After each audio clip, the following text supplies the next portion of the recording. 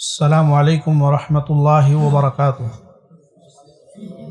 ان الحمد للہ نحمده ونستعینه ونستغفره ونؤمن به ونتوکل علیہ ونعوذ باللہ من شرور انفسنا ومن سیئات اعمالنا من يهده الله فلا مضل له ومن يضلله فلا هادي له واشهد ان لا اله الا الله وحده لا شريك له واشهد ان محمدا عبده ورسوله یا ایہا الذین آمنوا اتقوا اللہ حق تقاته ولا تموتن الا وانتم مسلمون یا ایہا الناس اتقوا ربکم الذی خلقکم من نفس واحدہ وخلق منها زوجها وبث منهما رجالا كثيرا ونساء واتقوا الله الذي تساءلون به والأرحام إن الله كان عليكم رقيبا يا أيها الذين آمنوا اتقوا الله وقولوا قولا سديدا يصلح لكم أعمالكم ويغفر لكم ذنوبكم ومن يطع الله ورسوله فقد فاز فوزا عظيما أما بعد فإن خير الحديث كتاب الله وخير الهدي هدي محمد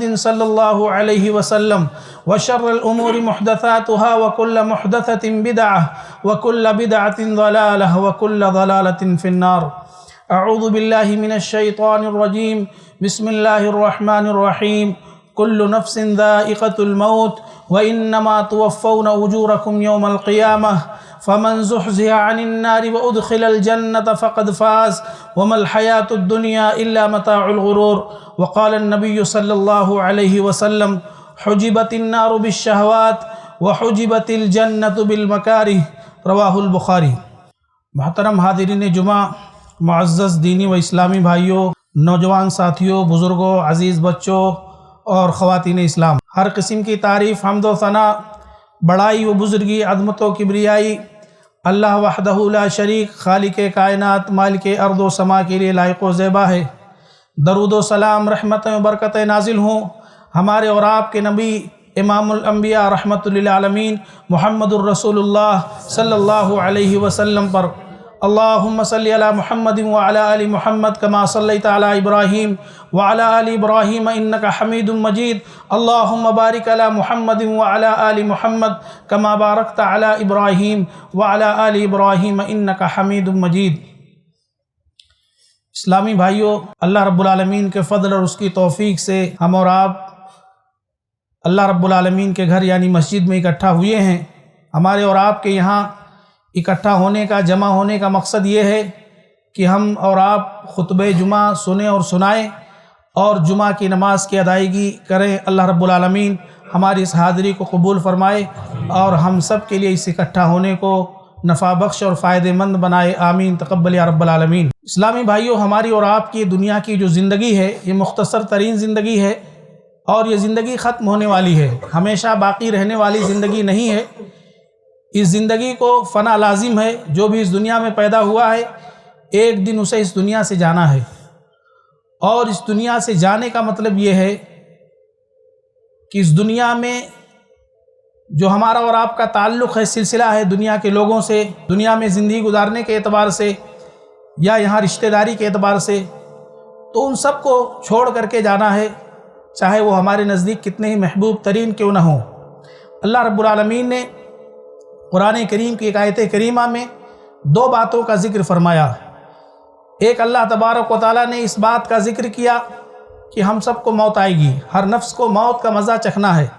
سورہ آل عمران کی معروف آیت کریمہ اللہ تبارک و تعالیٰ نے ارشاد فرمایا کل نفس ذائقۃ الموت، کہ ہر نفس کو موت کا مزہ چکھنا ہے، ہر نفس کو موت آنی ہے۔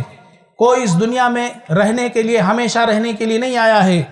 وَإِنَّمَا تُوَفَّوْنَ أُجُورَكُمْ يَوْمَ الْقِيَامَةِ، اور اللہ رب العالمین نے اس بات کی بھی خبر دی کہ بروز قیامت تم اپنے اعمال کے مطابق پورے بدلہ دیے جاؤ گے، یعنی جو بھی اعمال کرو گے اس کے مطابق تمہیں اس دن رزلٹ اور کامیابی ملنے والی ہے۔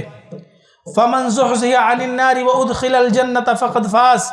اس کے بعد اللہ رب العالمین نے نتیجے کا ذکر کیا۔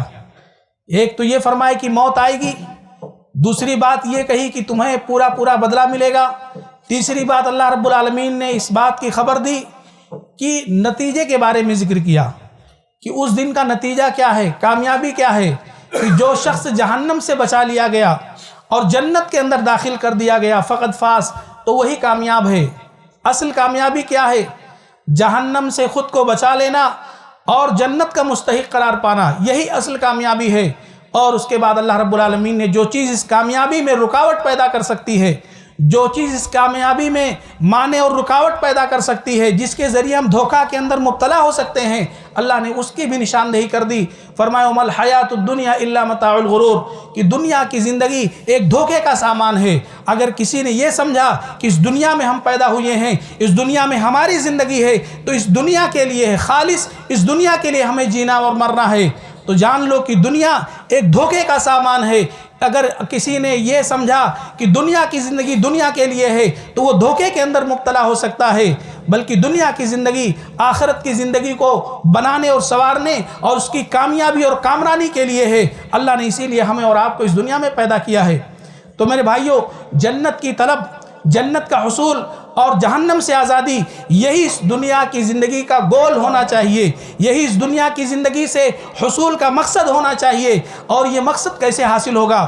اللہ رب العالمین کی عبادت کے ذریعے، اللہ رب العالمین کے ان حکام کی بجا آوری کے ذریعے، جن کاموں کے کرنے کا حکم رب العالمین نے ہمیں دیا ہے، جن کاموں کی طرف رہنمائی ہمارے نبی محمد رسول اللہ صلی اللہ علیہ وسلم نے فرمائی ہے، اور جن کاموں سے روکا ہے اللہ تبارک و تعالیٰ نے، ہمارے نبی محمد رسول اللہ صلی اللہ علیہ وسلم نے ان کاموں سے بچنا ہے، اس سے اجتناب کرنا ہے، اس سے خود کو بچا لینا ہے، تو یقیناً ہمارے لیے کامیابی ہے۔ میرے بھائیو اور دوستو، اب ایک بات غور کرنے کی یہ ہے کہ وہ کون سے اعمال ہیں، وہ کون سی چیزیں ہیں جو ہمیں اس مقصد سے گمراہ کر سکتی ہیں، اس مقصد میں ہمارے لیے رکاوٹ پیدا کرنے والی ہیں۔ ایک حدیث کے ذریعے اس بات کو سمجھنے کی کوشش کریں گے۔ حقیقت میں ہم جمعہ مسجد کے اندر خطبہ جمعہ سنتے ہیں، ہفتے بھر میں مساجد میں دروس بھی سنتے ہیں، اور بہت سارے ذرائع سے کتاب و سنت کی باتیں ہم تک آتی ہیں، کبھی ہم مطالعہ کرتے ہیں، پڑھتے ہیں، کبھی کوئی ویڈیوز یا آڈیوز وغیرہ کے ذریعے بھی باتیں ہم تک پہنچتی ہیں۔ لیکن ان تمام چیزوں کے ذریعے جو اصل ہے وہ یہی ہے کہ ہماری زندگی میں تبدیلی بھی آنی چاہیے، اور ہماری زندگی میں جو علم ہے اس کے مطابق عمل بھی ہونا چاہیے۔ ہمارا علم جو ہمیں عمل کی طرف نہ لے کر کے جائے تو ایسے علم سے ہمارا نقصان اور خسارہ ہے۔ اسی لیے اللہ کے رسول صلی اللہ علیہ وسلم ایسے علم سے پناہ طلب کرتے تھے جو نفع بخش نہ ہو، یعنی وہ علم جو فائدہ پہنچانے والا نہ ہو۔ ہمارے نبی محمد رسول اللہ صلی اللہ علیہ وسلم اس سے پناہ طلب کرتے تھے۔ اب آئیے ایک حدیث کے ذریعے سے بات کو آگے بڑھاتے ہیں۔ ہمارے نبی محمد رسول اللہ صلی اللہ علیہ وسلم نے فرمایا کہ حجبت النار بالشہوات وحجبت الجنت بالمکارہ، کہ اللہ تبارک و تعالیٰ نے جہنم کو شہوات کے ذریعے، خواہشات نفس کے ذریعے سے گھیر دیا ہے، اور جنت کو مکارہ کے ذریعے سے گھیر دیا ہے۔ مکارہ یعنی وہ اعمال جن کو ہمارا نفس ناپسند کرتا ہے، وہ اعمال، وہ کام جن کو ہماری طبیعت پسند نہیں کرتی ہے، ہمارا نفس اس کی طرف مائل نہیں ہوتا ہے، اور شہوات، خواہشات نفس جن کی طرف ہمارا نفس مائل ہوتا ہے، ہمارا نفس اس کی طرف متوجہ ہوتا ہے۔ انشاءاللہ اس سلسلے میں کچھ باتیں اور میں آپ کے سامنے ذکر کروں گا۔ سب سے پہلے بنیادی طور پر یہ بات ہم جان لیں کہ شہوات یعنی خواہشات نفس یہ ہے کیا؟ خواہشات نفس یہ ہے کیا؟ کیونکہ نفس کی خواہش اور نفس کی تمنا، نفس کی آرزو، یہی ہمارے لیے رکاوٹ پیدا کرے گی جنت میں جانے سے۔ اور اسی چیز کو انشاءاللہ اگر ہم مختصراً سمجھ لیں گے تو ہمارے لیے آسانی ہوگی۔ شہوات کا مطلب یہ ہے الرغبات والملذات، یعنی نفس کی محبوب اور لذیذ چیزیں جو حرام ہیں، اس کی جمع شہوہ ہے۔ وہی ما تدعو النفس الیہ، نفس جن حرام چیزوں کی طرف دعوت دے وہ شہوات ہے، یعنی ہماری اور آپ کی طبیعت، ہمارا اور آپ کا دل، نفس جن حرام چیزوں کی طرف دعوت دے بلائے، یہی شہوات ہے، یہی خواہشات نفس ہے، اسی سے ہمیں خود کو بچانا ہے۔ اور مکارہ ہے ما امر المکلف بہ، جس کا بندے کو حکم دیا گیا ہے، کیونکہ بندے کو امر و نہی کی تعمیل میں مشقت ہوتی ہے، عبادات کو انجام دینے میں، اور اللہ رب العالمین کے حکام کی بجا آوری میں کئی دفعہ مشقت کا سامنا ہے۔ لیکن ان تمام مشقتوں کے باوجود مکارہ کی طرف ہمیں اور آپ کو اپنے آپ کو متوجہ کرنی ہے، کیونکہ اللہ رب العالمین نے ہمارے اور آپ کے لیے آزمائش اس بات میں رکھی ہے کہ اللہ تبارک و تعالیٰ نے جنت کو مکارے کے ذریعے سے گھیر دیا ہے اور جہنم کو شہوات کے ذریعے گھیر دیا ہے۔ میرے بھائیو اور دوستو، ایک دوسری حدیث جو اس حدیث کی مزید شرح کرتی ہے، اس سے سمجھنے کی ضرورت ہے۔ صحیح بخاری کی روایت ہے کہ اللہ رب العالمین نے جب جنت و جہنم کو پیدا کیا تو جبرائیل علیہ السلام کو بلایا اور کہا جاؤ جنت دیکھ کر کے آؤ، اور جنت کے اندر جو کچھ بھی میں نے تیار کر رکھا ہے اہل جنت کے لیے، جو بھی اس کے اندر نعمتیں ہیں ان کا مشاہدہ کرو اور آ کر کے تاثرات اپنے پیش کرو اور آ کر کے فیڈ بیک دو۔ جبرائیل علیہ السلام جنت کے اندر گئے اور جا کر کے جنت کو دیکھا، اور اللہ رب العالمین نے جو کچھ بھی جنت کے اندر اہل جنت کے لیے تیار کر رکھا ہے، وہ جنت کی تمام نعمتیں جس کا ذکر قرآن کے اندر موجود ہے، ان تمام چیزوں کو جا کر کے دیکھا۔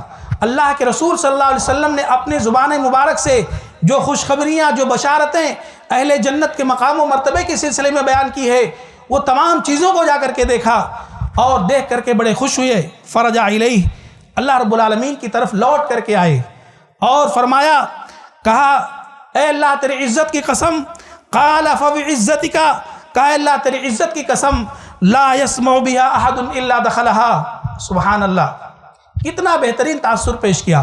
کہا جو بھی جنت کے بارے میں سن لے گا، جو بھی جنت کے بارے میں سنے گا، وہ ضرور اس کے اندر داخل ہونا چاہے گا، وہ کبھی نہیں چاہے گا کہ جنت میں نہ داخل ہوں۔ تو بڑا بہترین تاثر پیش کیا، کب؟ جب جنت کو اللہ نے شہوات کے ذریعے سے نہیں گھیرا تھا، صرف جنت کی نعمتوں کو دکھایا۔ اس کے بعد کہا رکو دوبارہ جاؤ۔ اس کے بعد اللہ رب العالمین نے جنت کو مکارے کے ذریعے گھیرا، شہوات نہیں، مکارے۔ تو اللہ رب العالمین نے اس کے بعد حکم دیا کہ جنت کو مکارے کے ذریعے سے گھیر دیا جائے، ان چیزوں کے ذریعے سے جن چیزوں کو ہمارا اور آپ کا نفس ناپسند کرتا ہے۔ کہا دوبارہ آپ جائیے، کہا دوبارہ آئے جبرائیل، دوبارہ جائیے اور پھر سے جنت کو دیکھ کر کے آئیے اور اپنے تاثر پیش کریے۔ دوبارہ وہ گئے اور دوبارہ لوٹ کر کے آئے تو کہا وعزتک، اے اللہ تیری عزت کی قسم، لقد خفت ان لا يدخلها احد۔ اللہ اکبر، کہا کہ مجھے خوف ہے کہ کوئی بھی جنت کے اندر داخل نہیں ہو پائے گا، کہ کوئی شخص جنت میں داخل نہیں ہو پائے گا۔ کیوں؟ کیونکہ اللہ نے اس کو مکارے اور ناپسندیدہ چیزوں کے ذریعے سے گھیر دیا۔ تو اب وہ چیزیں کون سی ہیں جو ہمارے نفس کو ناپسند آتی ہیں؟ انہی چیزوں کے ذریعے سے اللہ رب العالمین نے جنت کو گھیرا ہے۔ اب اس دنیا کے اندر ہمیں اپنی زندگی میں اس بات کا مشاہدہ کرنا ہوگا، ہمیشہ صبح سے لے کر شام تک اور شام سے لے کر صبح تک، ہمیشہ جن چیزوں سے آپ کا نفس آپ کو روکتا ہے۔ مثال کے طور پر آپ بستر پر سوئے ہوئے ہیں، فجر کی اذان ہوتی ہے، آپ کا نفس آپ کو روکتا ہے کہ سوئے رہیے، آپ دیر سے سوئے ہیں، آپ نے تو 1 بجے نیند لی ہے، آپ تو 12 بجے تک جگتے رہے، آپ تو سفر میں گئے تھے، آپ تو فلاں کے ہاں دعوت میں گئے تھے، فلاں کام سے آپ فلاں جگہ گئے تھے، سو جائیے، بعد میں آپ پڑھ لیجئے گا نماز۔ حالانکہ مؤذن کی صدا کیا ہے؟ یہ نفس کو یہی مکارے ہے جو نفس کے لیے ناپسندیدہ ہے، لیکن یہی سمجھنے کی ضرورت ہے۔ حالانکہ مؤذن کی صدا کیا ہے؟ الصلاۃ خیر من النوم، نماز تمہاری نیند سے بہتر ہے، لیکن ہمارا نفس کیا کہہ رہا ہے؟ سو جائیے، سو جائیے، بعد میں نماز پڑھ لیجئے گا، نیند پوری کر لیجئے، بھی ضروری ہے۔ لیکن مؤذن کی صدا کہتی نہیں، تمہاری نیند سے نماز بہتر ہے، کامیابی نماز کی طرف ہے، آؤ نماز کی طرف، اسی میں تمہارے لیے کامیابی ہے۔ چنانچہ انسان اگر نفس کی اتباع کر لے اور مکارے کے طور پر یعنی ناپسندیدگی کے طور پر نماز کے لیے نہ اٹھے، گویا کہ وہ جنت کے راستے سے رک رہا ہے۔ جس چیز سے اللہ نے جنت کو گھیرا ہے اس کی طرف وہ چلنے سے اپنے قدم کو روک رہا ہے۔ اسی طرح کا معاملہ ہے، سخت گرمی ہے، نماز کے لیے مسجد کی طرف آنا ہے، سخت گرمی ہے، اس کی نفس، اس کی طبیعت کہتی کہ بیٹھے رہو، آفس میں اے سی چل رہی ہے، گھر میں آرام سے بیٹھے ہو، دھوپ میں نکلو گے دھوپ لگے گی، یعنی ناپسندیدگی کی حالت میں نماز کے لیے آنے سے اس کا نفس روک رہا ہے۔ ایسے تمام چیزیں آپ مشاہدہ کر لیں، آپ بازار کے اندر ہیں، مارکیٹ کے اندر ہیں، وہاں بغیر حرام و حلال کی تمیز کے لیے لوگ کاروبار کرتے ہیں، تجارت کرتے ہیں، لوگ ایک دوسرے کو دھوکہ دے کر کے اس کا نام بزنس اور کاروبار دیتے ہیں۔ انسان کا نفس وہاں اسے بھی کہ آپ یہاں بھی سچ بولو گے، حق بولو گے، لوگ آپ سے ناراض ہو جائیں گے، لوگ آپ کو بیوقوف سمجھیں گے، مکارے ہیں۔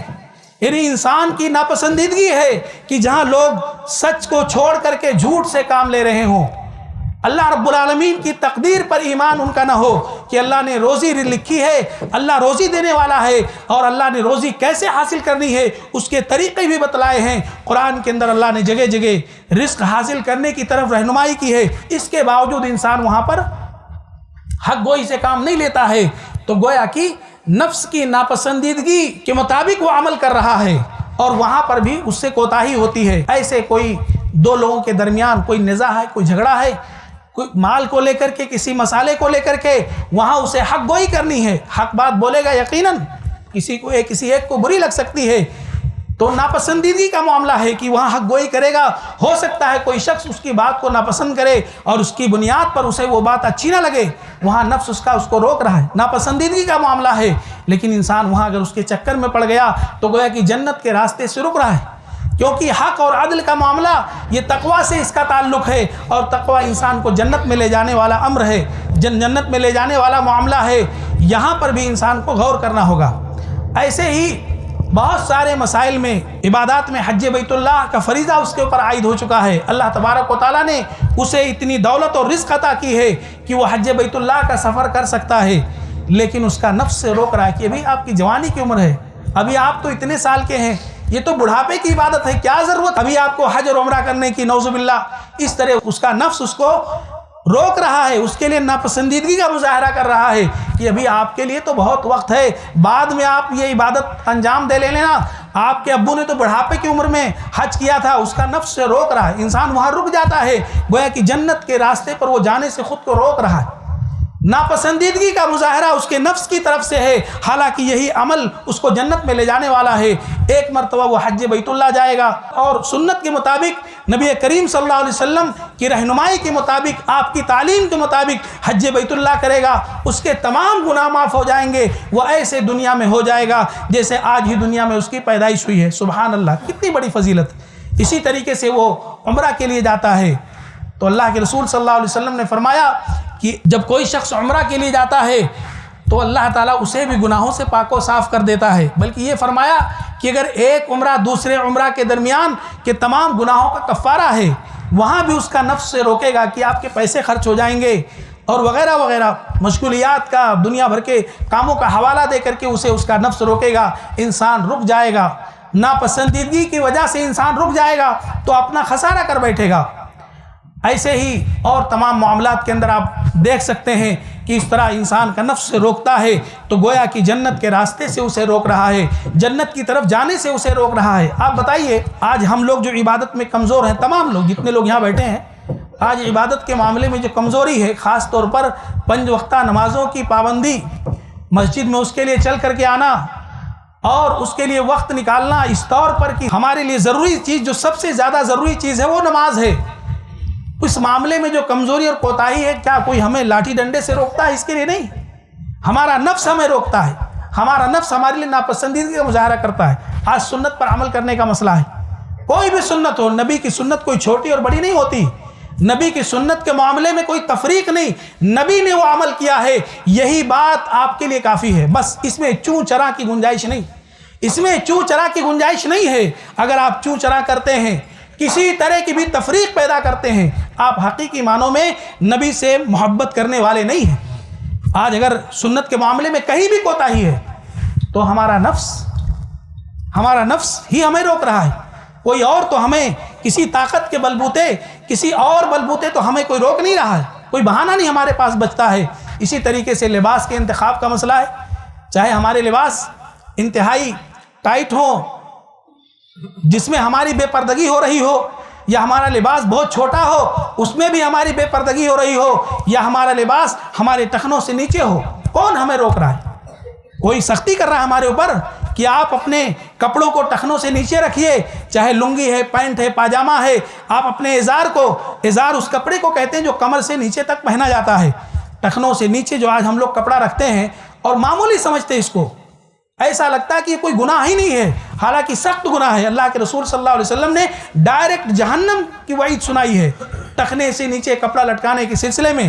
تو یہ ہمارا نفسی ہے جو کہتا نہیں تم ایسے اچھے لگتے ہو، اور اسی طریقے کا معاملہ ٹھیک ہے، اور بہت سارے معاملات ہیں میرے بھائیوں جو عبادت کے سلسلے میں ہمارا نفس ناپسندیدگی کا اظہار کرتا ہے، اور اس دھوکے میں ہم مبتلا ہو جاتے ہیں۔ آئیے جو خواہشات نفس ہے، خواہشات نفس کے تعلق سے کچھ باتیں سمجھنے کی کوشش کرتے ہیں۔ میرے بھائیوں اور دوستو، آج دنیا میں خواہشات نفس ہی نے ہمیں دھوکے میں رکھا ہے، ہمیں گمراہ کر رکھا ہے۔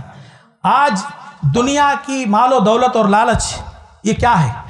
بھائی انسان اس دنیا میں آیا ہے، اس کو اپنی زندگی گزارنے کے لیے دنیا کے وسائل اور اسباب چاہیے، اس سے انکار نہیں کر سکتے۔ اسی لیے تو قرآن نے جگہ جگہ اس بات کی رہنمائی کی ہے کہ وَلَا تَنْسَ نَصِيبَكَ مِنَ الدُّنْيَا، تمہارا جو حصہ دنیا میں ہے اسے بھول نہ جاؤ، اس کو حاصل کرو۔ فَانْتَشِرُوا فِي الْأَرْضِ وَابْتَغُوا مِنْ فَضْلِ اللَّهِ، اللہ نے قرآن میں فرمایا کہ فَإِذَا قُضِيَتِ الصَّلَاةُ فَانْتَشِرُوا فِي الْأَرْضِ وَابْتَغُوا مِنْ فَضْلِ اللَّهِ، کہ جب نماز قائم کر لو، اللہ کی عبادت آپ نے کر لی تو زمین میں پھیل جاؤ اور وَابْتَغُوا مِنْ فَضْلِ اللَّهِ، اللہ کے فضل کو، یعنی روزی کو تلاش کرو۔ ظاہر سی بات ہے، دنیا میں رزق حاصل کرنا یہ فریضہ ہے، یہ ضروری ہے ہمارے لیے، لیکن اگر اسی رزق کے حاصل کرنے میں دولت کی لالچ ہمارے اندر آ جائے اور اس لالچ میں اس قدر ہم مبتلا ہو جائیں کہ ہم کسی کا مال غصب کر لیں، ناجائز طریقے سے مال حاصل کر لیں، جھوٹ بول کر کے کاروبار اور تجارت میں مال حاصل کرنے لگ جائیں، اور اسی طریقے سے حرام تجارت کے اندر ملوث ہو جائیں، حرام کاروبار کے اندر، سودی کاروبار کے اندر داخل ہو جائیں، دولت کی لالچ میں، مال کی لالچ میں، تو یہ کیا ہے؟ خواہشات نفس ہے۔ اور یہی خواہشات نفس انسان کو جہنم کے گڑھے تک لے جانے والا ہے۔ آج رزق کے معاملے میں اگر پاکیزگی اور طہارت ہمارے درمیان باقی نہیں رہی تو کیوں نہیں رہی؟ اس کی وجہ یہی ہے کہ ہم نے اپنے نفس کی اتباع کی، اپنے خواہش کی اتباع کی، اور یہی خواہشات نفس انسان کو جہنم کے گڑھے تک لے جانے والی ہے۔ آج اگر ہماری روزی پاک نہیں ہے، حلال نہیں ہے، تو کیا وجہ ہو سکتی ہے؟ اس کے علاوہ اور کوئی وجہ نہیں ہو سکتی ہے، جبکہ ہمارے لیے ضروری ہے کہ میرے بھائیوں، جو کچھ بھی ہم کھاتے ہیں، پیتے ہیں، پہنتے ہیں، جو کچھ بھی استعمال کرتے ہیں، کوئی چادر استعمال کرتے ہیں، کوئی کپڑا پہنتے ہیں، کسی گھر کے اندر رہتے ہیں، وہ تمام چیزیں ہمارے لیے حلال ہونی ضروری ہے۔ حلال ذرائع سے ہم نے اس کو حاصل کیا ہو، حلال طریقے سے اس کو ہم نے حاصل کیا ہو، یہ ہمارے لیے ضروری ہے۔ خواہشات نفس، انسان کی خواہشات جو ہے اس کو جہنم کے گڑھے تک لے جانے والی ہیں۔ اسی طریقے سے جو خواہشات ہیں، خواہشات نفس جس سے اللہ تعالیٰ نے جہنم کو گھیر دیا ہے، وہ ہے شہرت۔ شہرت بھی ایک چیز ہے ہمارے معاشرے میں کہ ہم مشہور ہونا چاہتے ہیں، کہ ہمیں لوگ جانیں۔ ایک کوئی شخص ہے، عالم دین ہے، وہ اپنی دعوت و تبلیغ یا اپنی تدریس کے ذریعے سے لوگوں میں مشہور ہونا چاہتا ہے، یقیناً وہ اپنے نفس کی اتباع کر رہا ہے، خواہشات نفس کے پیچھے چل رہا ہے، اور یہ خواہشات اس کو جہنم کے گڑھے تک لے جانے والی ہیں، حالانکہ اس کا کام بڑا پاکیزہ ہے، اس کا کام، اس کا عمل بڑا اچھا ہے۔ قرآن و سنت کی وہ دعوت و تبلیغ کرتا ہے، قرآن و سنت کی وہ تدریس کرتا ہے، لوگوں کو دین کا علم سکھاتا ہے، بڑا اچھا کام ہے۔ اس سے بہتر کام کیا ہو سکتا ہے؟ قرآن میں اللہ رب العالمین نے تو یہی فرمایا کہ وَمَنْ أَحْسَنُ قَوْلًا مِّمَّنْ دَعَا إِلَى اللَّهِ وَعَمِلَ صَالِحًا وَقَالَ إِنَّنِي مِنَ الْمُسْلِمِينَ، کہ کوئی شخص نیک عمل کرے، صالح کام کرے اور اللہ کی طرف لوگوں کو دعوت دے اور کہے کہ میں مسلمانوں میں سے ہوں، اس سے بہتر بات کس کی ہو سکتی ہے؟ لیکن اس کے باوجود اگر یہ شہرت چاہتا ہے، اس کا مقصد لوگوں میں مشہور ہونا ہے، چاہے سوشل میڈیا کے پلیٹ فارم سے یا ایسے ہی لوگوں میں یہ مشہور ہونا چاہتا ہے کہ اس کا نام چلے، تو یقیناً جنت تو دور، جنت کی خوشبو اللہ نے ایسے شخص پر حرام کر رکھی ہے جو دین کا علم سیکھے، دنیا کمانے کے مقصد سے، دنیا طلب کرنے کے مقصد سے، جنت ملنے دور کی بات، جنت کی خوشبو بھی اسے ملنے والی نہیں ہے۔ اسی طریقے سے کوئی شخص مسجد بنواتا ہے، مسجد کی تعمیر کرتا ہے، اللہ رب العالمین کے گھر کی تعمیر کرنے کی فضیلت ہے، اللہ نے ڈائریکٹ جنت میں گھر بنانے کا وعدہ فرمایا ہے۔ اگر کوئی شخص اللہ کا گھر بناتا ہے لیکن وہ مشہور ہونا چاہتا ہے کہ فلاں مسجد فلاں صاحب نے بنوائی ہے، ان کے والد صاحب نے بنوائی ہے، وہ مشہور ہونا چاہتا ہے، شہرت چاہتا ہے، لوگوں میں ناموری چاہتا ہے، اللہ کی قسم اتنی مقبول عبادت جس کے بدلے اللہ نے جنت کا وعدہ کیا ہے، ایسا شخص بھی خواہشات نفس کی وجہ سے، نفس کی خواہش مشہور ہونا، اس کی وجہ سے اللہ کی جنت سے وہ محروم ہو جائے گا، باوجود اس کے کہ اس نے نیک عمل کیا۔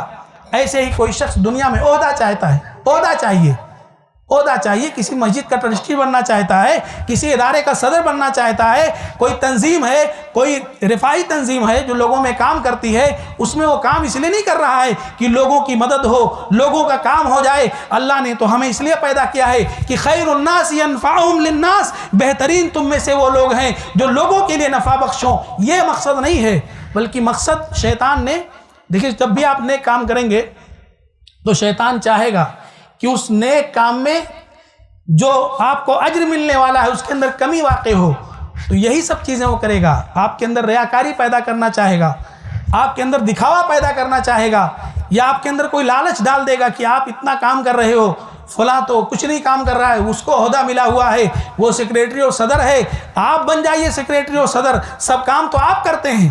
تو یہ جو عہدے کی لالچ ہے، یہ حقیقت میں خواہشات نفس سے اس کا تعلق ہے، دل کی چاہت سے اس کا تعلق ہے، اور یہ چیز اس کو جہنم کے گڑھے تک لے جانے والی ہے۔ آج کتنے لوگ ہیں ہم میں سے کہ جو چاہتے کوئی عہدہ مل جائے؟ ارے بھائی، آپ کو بہت سارا عہدہ پہلے سے ملا ہوا ہے۔ آپ اگر شادی شدہ ہیں، اللہ نے اولاد دی ہے، تو آپ اپنے بچوں کے باپ ہیں۔ یہ باپ کا ٹائٹل کوئی معمولی ہے؟ قرآن کریم میں اللہ تبارک و تعالیٰ نے اپنی عبادت کے بعد اور اللہ رب العالمین کی توحید کے ساتھ اپنی عبادت کے بعد جو سب سے بڑی چیز اور ذمہ داری ہمارے اوپر عائد کی ہے، وہ والدین کے ساتھ حسن سلوک کرنا۔ تو یہ باپ کا جو ٹائٹل ملا ہے، کسی خاتون کو ماں کا ٹائٹل اور عہدہ ملا ہوا ہے، یہ کوئی معمولی عہدہ ہے؟ آپ کسی کے بیٹے ہیں، آپ کا کوئی ماں باپ ہے، آپ اولاد ہیں، آپ کسی کے بیٹے ہیں، کوئی کسی کی بیٹی ہے، یہ کوئی معمولی عہدہ ہے، کوئی معمولی ٹائٹل ہے؟ اس کے بعد آپ کو کیا چاہیے؟ رشتہ داریاں ہیں، آپ کسی کے بھائی ہیں، کسی کے اور کوئی رشتے میں ہیں، اس میں بہت ساری ذمہ داریاں ہیں۔ اللہ تبارک و تعالیٰ نے بہت ساری ذمہ داری عائد کی جس کو ہم انجام نہیں دے پاتے ہیں، جس حقوق کی ادائیگی ہم نہیں کر پاتے ہیں۔ اللہ کے رسول صلی اللہ علیہ وسلم نے تو یہی کہا نا کہ کلکم راعٍ وکلکم مسئول عن رعیتہ، کہ تم میں سے ہر شخص نگراں اور ذمہ دار ہے۔ نگراں اور ذمہ دار کا مطلب یہ ہوا عہدے دار ہے، وہ ایک ٹائٹل والا ہے، اور اس ذمہ داری کے تعلق سے اس کی مسئولیت ہے، اللہ تعالیٰ کے اسے سوال و جواب دینا پڑے گا۔ تو پھر اور کیا چاہیے؟ اور کیوں چاہیے بھائی کوئی عہدہ؟ اگر ٹھیک ہے آپ اچھا کام کر رہے ہیں، اللہ تعالیٰ نے لوگوں کو اس بات کے لیے دل میں ڈال دیا کہ بھائی یہ فلاں ہیں، ان کو فلاں ذمہ داری کے لیے منتخب کر لو، آپ کا کوئی ارادہ نہیں تھا، آپ نے لوگوں کی چاہت کے مطابق یا لوگوں کے بہت زیادہ ریکویسٹ اور اصرار کی وجہ سے آپ کوئی ذمہ داری سنبھالتے ہیں۔ الحمدللہ ثم الحمدللہ، کوئی اس میں شہرت کی بات نہیں، کوئی عہدے داری کی بات نہیں ہے، یہ اچھی نیت ہے آپ کی۔ لیکن اس کے برعکس اسی طرح شادی بیاہ کا معاملہ ہے، انسان کی خواہش ہے کہ اچھا موقع ہے دینداری اور شرافت کے نام پر، ایک نبی کی سنت کے نام پر کسی کے گھر میں ڈاکہ ڈالنے کا، کسی کا جیب کاٹنے کا، کسی کو کنگال اور بھکاری کر دینے کا اچھا موقع ہے۔ آپ کو اللہ نے اولاد دی ہے، بیٹے کا باپ بنایا ہے، یہاں آپ دینداری اختیار نہیں کرتے ہیں، نفس کی اتباع کرتے ہیں کہ گاڑی ملے گی وہ بھی لے لیں گے، اگر نہیں ملنے والی تو اشارہ کنائے کر دیں گے کہ بھائی یہ بھی دے دو، یہ بھی سامان چاہیے۔ کیا ہے یہ؟ ڈکیتی ہے، کھلے عام دینداری کے نام پر، نبی کی سنت کے نام پر نکاح کا نام لے کر کے لوگوں کو لوٹنا ہے، اور جو آسان کام ہے اس کو مشکل بنانا ہے، جو آسان کام ہے مشکل بنانا ہے، جس کے لیے کوئی تیاری کرنے کی ضرورت نہیں ہے۔ جب اللہ تبارک و تعالیٰ کسی کے لیے کوئی دیندار رشتہ میسر کر دے، دینداری کی بنیاد پر، تقویٰ کی بنیاد پر، اخلاق کی بنیاد پر کوئی رشتہ منتخب ہو جائے، کسی لڑکی کا کسی لڑکے کا، اسی کی بنیاد پر ترجیح دیتے ہوئے نکاح کرنا ہے۔ جس دن نکاح کرنی ہے، جو حیثیت ہے مہر میں دینے کی وہ مہر میں آپ دے دیں، جو حیثیت ہے آپ کی ولیمہ کرنے کی وہ ولیمہ کر لیں، نبی کی سنت کے مطابق کام کر لیں۔ لیکن یہاں پر اگر کوئی شخص کسی سے جہیز کی لالچ رکھتا ہے، یہ خواہشات نفس ہے، یہ نفس کی آرزو اور تمنا ہے، یہ انسان کو جہنم کے گڑھے تک لے جانے والی ہے، کیونکہ اللہ رب العالمین نے نفس کے خواہشات سے جہنم کو گھیر دیا ہے۔ میرے بھائیو، اسی طریقے سے دنیا میں گناہ کی لالچ ہے، زناکاری ایک بدترین جرم ہے، لیکن ایک انسان اپنی نگاہوں سے، شہوت بری نگاہوں سے کسی بھی غیر محرم کی طرف دیکھتا ہے، اور دل میں گناہ کی تمنا اس کے پیدا ہوتی ہے، دل میں گناہ کے خیالات پیدا ہوتے ہیں۔ یہ میرے بھائیوں، یہ کیا ہے؟ یہ عمل اس کو، انسان کو جہنم کے گڑھے تک لے جا سکتا ہے۔ تو اسی لیے نگاہوں کی حفاظت بھی ضروری ہے۔